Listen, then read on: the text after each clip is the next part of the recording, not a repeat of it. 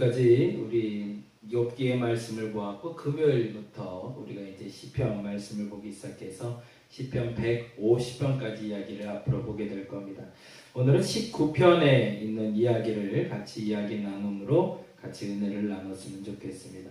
먼저 이 시편을 보기 전에 여러분에게 드리고 싶은 이야기는 지난번에 말씀드린 대로 그 시가서는 어떻게 읽어야 되는가라는 부분이었습니다. 시가서를 읽을 때 제일 중요한 것이 있다고 그랬죠. 그것은 우리의 신앙 고백이다라는 거였습니다. 잘 말씀드린 대로 창세기부터 역대 하에 이르기까지 우리는 사람들의 생로병사와 죽고 사는 문제, 그리고 그들의 어떠한 문제를 해결하고 어떠한 문제를 경험하면서 일어나는 가장 주된 원인이 무엇인지를 살펴보게 했습니다.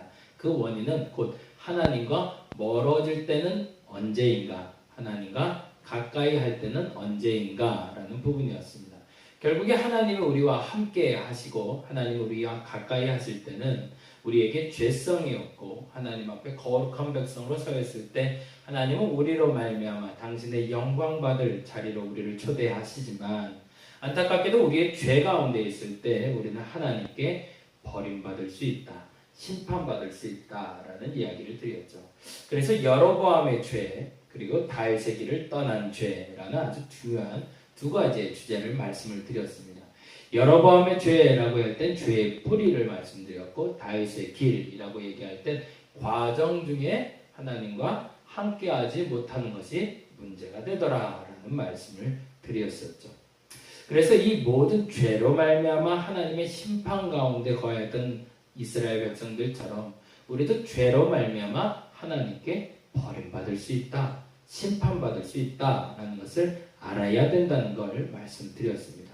그럼에도 불구하고 우리는 하나님 가운데 그 죄 가운데 심판받은 백성이 그 심판을 통해서 다음 과정으로 넘어갈 수 있음을 우리는 힌트로 보게 됐는데 그게 예레미야가 말하는 70년의 안식이었죠.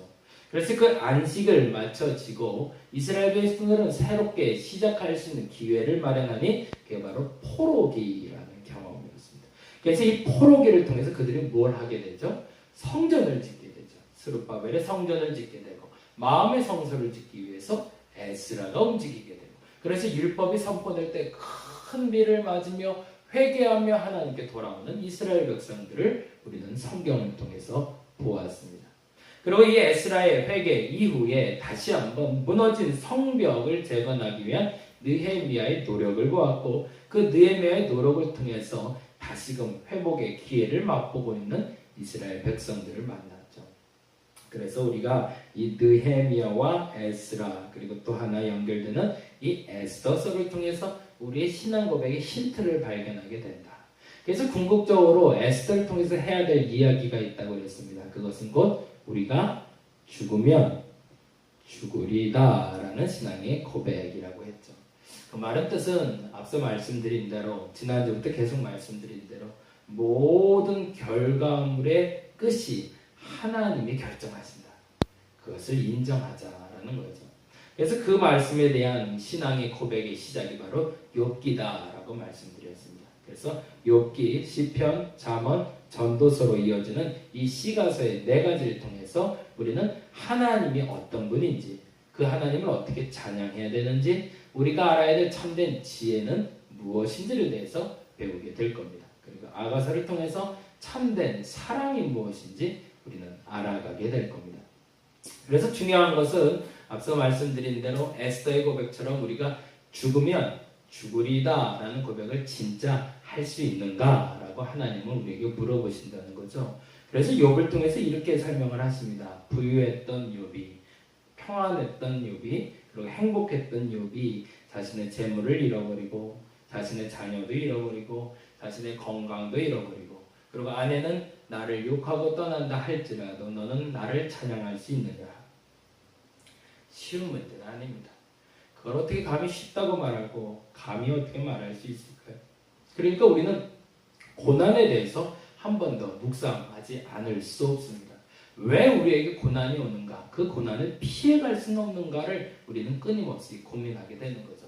그렇지만 하나님은 그 고난을 피하라라고 이야기하시는 것이 아니라 그 고난에 대해서 어떻게 이해하고 내가 극복할 것인가를 주께서 묻고 계십니다. 욥은 잘 견뎌냈습니다. 그리고 37장에 이르기까지 엘리후라는 사람이 나와 말하기 전까지 욥의 모든 대답을 들어보면 그 하나님, 고난도 주시는 그 하나님에 대해서 믿음으로 고백하는 것을 우리는 볼 수 있었습니다. 그러나 문제는 37장에 이르러 욥도 드디어 한계가 왔습니다. 왜냐하면 지금 눈만 감으면 죽을 것 같은 겁니다. 그러나 그것이 평온한 가운데 죽음을 맞이하는 것이 아니라 고통 가운데 그 고통이 엄습해서 두려움과 떨림과 또한 서운함이 사무치며 죽음을 경험하고 있는 욥을 발견하게 됩니다. 그래서 안타깝게도 욥은 그 순간에 하나님을 버리고 저주하진 않았지만 하나님께 원망하며 탓하기 시작합니다. 마지막 순간에 인생의 모습을 보고 있는 거죠. 그러나 중요한 것은 주께서는 시편을 통해서 다시 한번 우리에게 말씀하신 것처럼, 그리고 우리 신약을 통해서 말씀하신 것처럼 다시 한번 점검하십니다. 그 점검은 무엇이냐면 죽기까지 복종할 수 있는가라는 질문입니다. 너의 목숨을 내놓고까지 내가 하라는 일에 아멘하고 인정할 수 있는가? 쉽지는 않은 일이죠. 그러나 그 일을 행하신 이가 있죠. 갈라디아서 2장 20절의 말씀처럼 그가 죽기까지 복종하셨으니 라고 기록된 예수 그리스도께서 그 일을 감당해 내십니다. 그리고 그는 겟세마네 기도를 통해서 내가 만일 이 잔을 옮겨 주실 수 있다면 옮겨 주옵소서. 그러나 이것이 하나님 뜻이 아니라면 하나님 뜻대로 행하옵소서라는 믿음의 고백을 듣게 됩니다. 결국에는 우리가 예수 그리스도를 믿음으로 말미암아 얻어야 될 마지막 경지는 거기까지겠죠. 그러나 우리의 인생사에서 거기까지를 경험할 수 있는 사람이 과연 몇이나 될까? 누리기에도 바쁜데 내려놓는 것이 그렇게 쉽지 않기 때문에 우리는 쉬운 고백이라 말할 수는 없습니다. 그러나 허락하신 새 땅으로 우리가 들어가기를 원한다면 한 번쯤은 우리가 결단을 해야 될 수도 있다라는 것을 우리가 유념했으면 좋겠습니다. 주께서는 그 질문에 대답을 우리에게 계속 던져주시며 욥기의 마무리를 짓고 계십니다. 그리고 네가 나를 아느냐? 대장부처럼 서라. 그리고 나와 함께 지금 일어서라 라고 이야기하고 계시죠. 하나님은 우리의 것을 가져가실 때 허락받고 가져가지 않으신다는 말씀을 드렸죠. 맞습니다. 하나님은 우리의 것을 가져갈 때 결코 허락받지 않습니다. 단지 우리에게 가져가시는 것, 우리에게 주시는 것을 내가 인정하길 원합니다. 하나님이 내게 주시는 것도 주의 은혜요, 내 것을 가져가시는 것도 주의 은혜다. 말하고 있는 저조차도 이 말이 참 어렵습니다. 앞으로는 제가 어떤 삶을 살게 되는지는 알 수 없지만, 그러나 한 가지 중요한 것은 하나님 앞에 온전히 살아보려고 노력을 해봅니다. 그때까지 하나님이 나를 지켜주신다면, 아니 내가 보다 정확히 내 마음을 하나님 앞에 지켜낸다면 하나님은 나를 통해서 역사하실 것을 확신합니다. 여러분이 그 다음 과정으로도 가실 수 있기를 바라고 저도 그 다음 과정까지 갈 수 있기를 간절히 바랍니다. 그래서 이 말을 저는 성숙한 그리스도인이라고 부르고 싶습니다. 변화된 사람들은 변화된 것으로 마무리가 됩니다. 성장한 사람들은 또 성장한 것으로 마무리됩니다. 그리고 그것을 기뻐하며 마무리되는 사람들이 있습니다. 어떤 자는 예수 그리스도를 믿고 변화되는 것으로 끝난 사람이 있다면, 어떤 사람은 예수 그리스도를 믿고 채우심에 대한 경험을 하는 성장한 사람들이 있다면, 어떤 이는 그 채우심에 대해서 또다시 비움을 경험하며 새로운 새날을 준비하시는 하나님을 경험하는 성숙한 그리스도인들이 있습니다. 저와 여러분은 이 세 번째 단계까지 이룰 수 있기를 간절히 바랍니다. 그것이 우리의 목적지가 되어야 됩니다. 그 목적지에서 할 수 있는 고백이 바로 시편의 고백입니다. 그래서 시편은 크게 몇 가지를 우리가 기억해야 되는데, 시편이라는 글은 우리가 잘 아는 대로 하나님에 대한 이야기라는 건데요. 그 하나님은 두 가지로 표현이 되고 있습니다. 첫째, 그 하나님은 나와 함께 임재하시는 하나님에 대해서 시편은 고백하고 있습니다. 나와 함께 하시는 하나님, 나와 언제 동행하시는 하나님. 그러나 또 한 하나님을 우리는 만나게 되니 그 하나님은 부재하시는 하나님입니다. 그 하나님은 마치 안 계신 것 같습니다. 눈에 보이지도 않는 것 같아서 그래서 내가 안타깝고 서운한 마음도 들고 원망하고 싶은 그 하나님의 모습을 우리는 시편을 통해서 만나게 됩니다. 그러나 이러한 표현들을 시편은 기록하기를 실제적인 단어가 아니라 은유의 단어를 통해서 우리에게 전달해주고 있습니다. 이 은유라는 말은 메타포라는 단어를 쓰는데 이 메타포라는 단어는 메타와 프레인이라는 단어의 합성어입니다. 이 메타라는 단어는 초월하다라는 뜻을 갖고 프레인이라는 뜻은 운반하다라는 뜻을 갖고 있습니다. 달리 말하자면 이 은유로 적혀 있다는 것은 하나님의 그 초월적인 것을 운반하여 전달해주는 역할을 하는 것을 은유다. 보이지 않는 것을 보이는 것처럼 느껴질 수 있도록 하는 것이 바로 은유다라고 이야기를 합니다. 그래서 시편을 읽을 때는 실제적인 언어를 보듯이 시편을 보는 것이 아니라 시편을 볼 때는 그 비유적인 언어를 이해하면서 보는 것이 매우 중요합니다. 그래서 실례로 제가 지난 금요일날 말씀드렸던 게 그 얘기였는데 성전 꼭대기에 사단이 예수를 데려가 성전 꼭대기에서 떨어지라고 이야기를 합니다. 그러자 그 떨어지는 이유에 대해서 다음과 같은 설명을 합니다. 네가 만일 그 성전 꼭대기에 올라가 떨어지게 되면 하나님이 너를 사용하시기 위해서라도 너를 지켜주시리라 천사가 받들어 안전하게 보호할 것이다. 그러니 떨어져라. 그때 인용한 구절이 시편 91편 11절과 12절입니다. 무슨 말을 하고 있는 걸까요?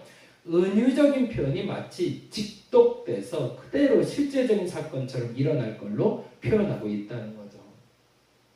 말씀에 대한 잘못 해석은 그렇게 일어납니다. 실제적으로 우리가 아멘하고 받아들이는 문자적인 의미의 성경 해석이 있는 반면에 비유적이고 은유적인 해석은 은유적인 해석대로 우리가 받아들일 수 있어야 됩니다.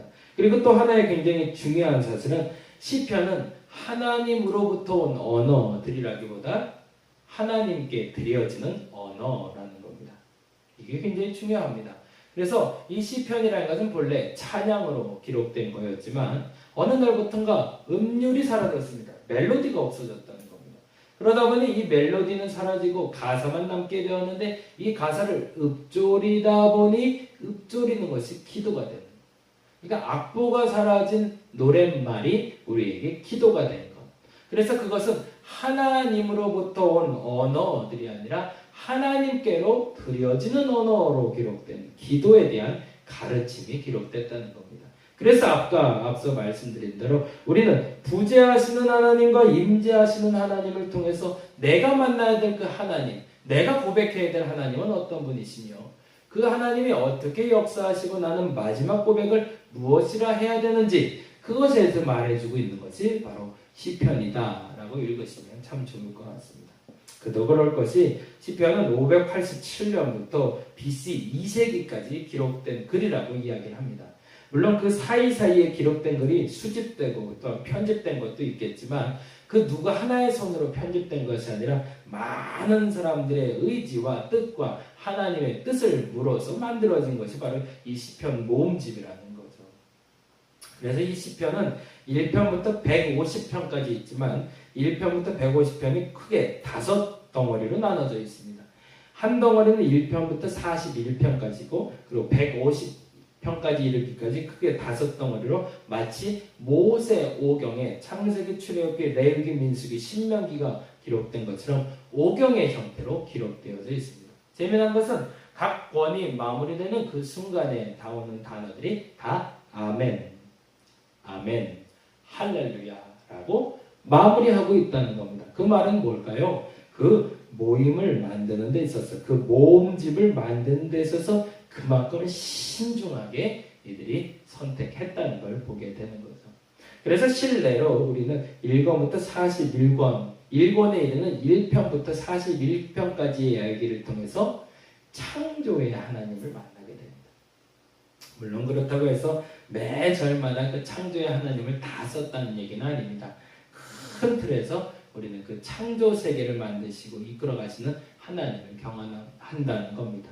팁으로 하나만 더 말씀드리면 그것은 창조하신 하나님부터 그 이스라엘의 모든 역사를 되짚고 있는 것이 아니라 다윗 왕조가 시작되어 포로기에 이르기까지의 여정 가운데 있는 신앙의 고백을 통해서 다시금 창조 그 토라라고 말하는 오경을 기록하고 있다는 것을 유념하고 보신다면 시편을 읽는데 큰 도움이 될 것 같습니다. 그 중에 오늘은 19편의 이야기를 같이 이야기하려고 합니다. 19편은 자연 계시와 특별 계시에 대한 이야기라고 기록하고 있습니다. 다윗의 시라고 알려진 이 19편의 이야기를 한 절 한 절 같이 나눠보며 하나님의 은혜를 나눠봤으면 좋겠습니다. 시편을 읽을 때는 한 절 한 절을 제가 좀 뜻풀이 하듯이 좀 풀어드리려고 합니다.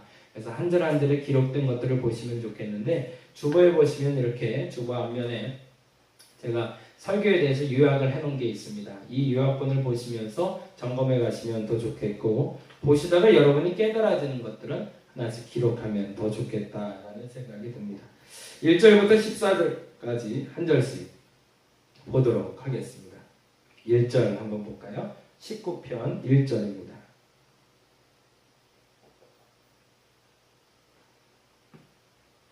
19편 1편에 보면 1절에 보면 이렇게 적혀 있죠. 하늘이 하나님의 영광을 선포하고 궁창이 그의 손으로 하신 일을 나타내는도다. 아멘. 이 말의 뜻은 일반 계시가 우리에게 임했다. 자연 계시가 임했다는 뜻입니다. 여기서 말하는 하늘과 궁창이라는 것은 두 가지가 공통된 특징을 갖고 있는데 하나님의 창조세계 전체를 말하는 의미가 됩니다. 그러니까 하늘이 영광을 선포하고 궁창이 나타낸다는 말은 하늘과 땅의 모든 것들이 하나님을 드러내는 요소가 된다라는 겁니다. 이 창조세계를 통해서 하나님 우리에게 말씀하고 계시다는 것을 여러분이 기억하시기 바랍니다. 하나님이 창조하신 모든 것은 하나님의 손길의 흔적이 머물러 있습니다. 그래서 그 흔적을 통해서 우리는 하나님을 경험할 수 있다라는 겁니다. 방법에 대해서 2절과 3절에 다음과 같이 이야기합니다. 날은 날에게 말하고 2절을 보시고 3절을 같이 봅니다. 날은 날에게 말하고 밤은 밤에게 지식을 전하니 언어도 없고 말씀도 없으며 들리는 소리가 없으나 그의 소리가 온 땅에 통하고 그의 말씀이 세상 끝까지 이르도다. 그래서 이게 참 재미난 표현인데 말은 말하고 전한다. 날은 날에게 말하고 밤은 밤에게 전한다라고 해놓고서 언어도 없고 말씀도 없다라는 시적인 표현을 씁니다. 그래서 시적이라고 얘기를 하는 겁니다. 말이 없는데 말할 수 없고 지식이 없는데 소리를 들을 수 없는데 오늘 시는 다음과 같이 이야기합니다. 말하고 전하는 방법이 언어가 아닌 또 다른 방법이다라는 거죠.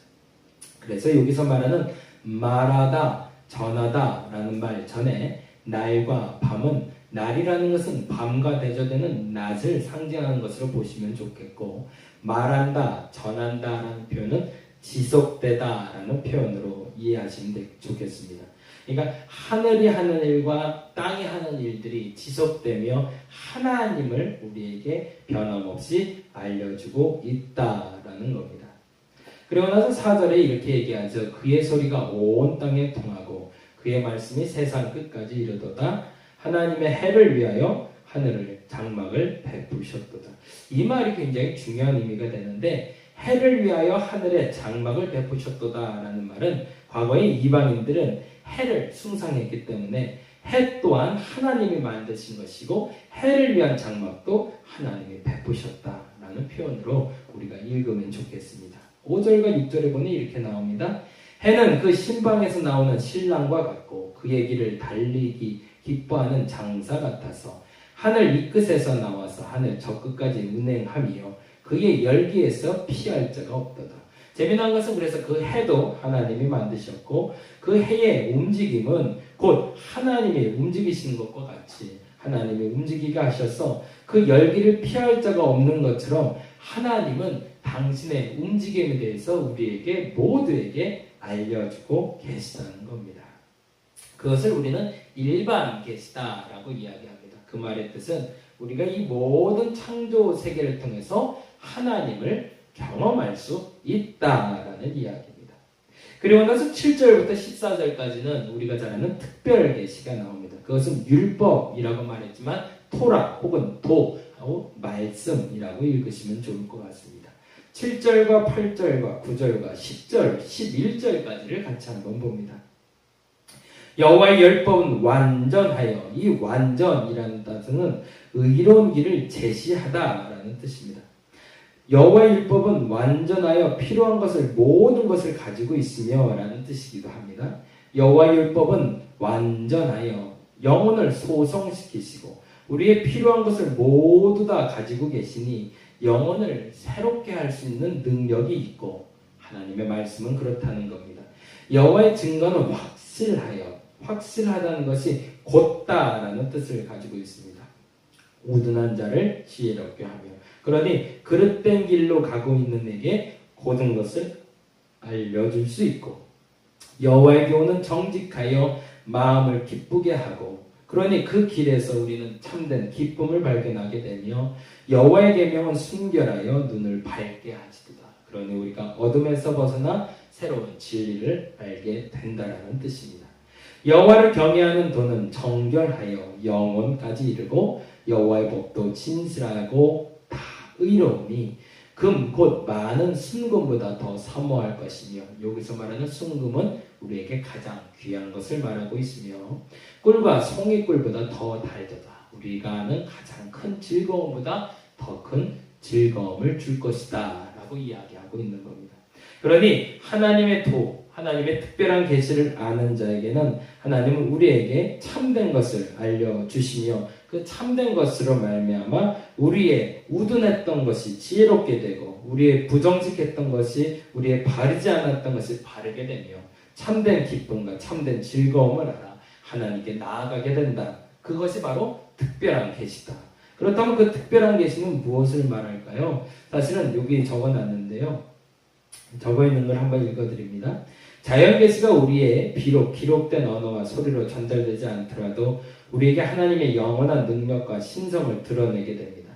하나님을 찾고 갈구하게 하는 동기를 유발시키지만 일반적인 계시는 우리에게 가장 필요한 영적인 갈증을 해소시키고 구원을 얻게 하는 데는 이르지 못합니다. 이 자연계를 통해서 깨달음을 얻는 것은 하나님의 계심에 대해서는 알게 되지만 구원에 이르게는 못한다는 거죠. 그러나 특별한 계시는 성육신하신 예수 그리스도 곧 말씀을 만남으로 우리에게 구원에 이르는 지혜를 준다라고 이야기합니다. 그래서 그 구원에 이르는 지혜를 깨닫는 사람이 12, 13, 14절에 말하는 것처럼 죄를 깨닫게 된다는 것이고 그 죄를 깨닫게 되면 우리는 하나님 앞에 머무는 기쁨을 알게 된다. 그래서 14절에 다음과 같이 고백하는 거죠. 나의 반석이시요 나의 구속자이신 여호와여 내 입과 말과 마음의 묵상이 주님 앞에 연락되기를 원하나이다. 저와 여러분이 이 믿음의 고백을 할 수 있기를 간절히 바랍니다. 그 마지막 부분 한번 보실까요? 우리는 자연 계시를 통해 하나님을 소망하게 되며 특별 계시를 통해 하나님을 알아갑니다. 자연 계시를 통해서 이 땅의 창조 섭리를 통해서 하나님을 알아가며 특별 계시를 통해서 구원의 역사를 경험하게 됩니다. 그것은 죄에 대한 자각이며 죄를 벗어나 주님 앞에 연락되기 소망하는 소망을 말합니다. 우리는 하나님에게 창조 세계를 통해 이해하지 않으며 당신의 능력을 드러내주시는 그 하나님께 감사할 수 있어야 됩니다. 뿐만 아니라 특별 계시를 통해 하나님의 구원 계시를 알게 되기를 간절히 바랍니다. 오늘 당신들 앞에, 오늘 내 앞에, 하늘 우리 앞에 그 계시를 통해서 말씀하고 계십니다. 이 시편 19편의 말씀처럼 일반 계시, 이 자연 계시와 특별한 계시를 통해 오늘 이 시간 내게 말씀하시는 그 하나님을 온전히 경험하게 되는 저와 여러분이 되기를 간절히 바랍니다. 기도하겠습니다.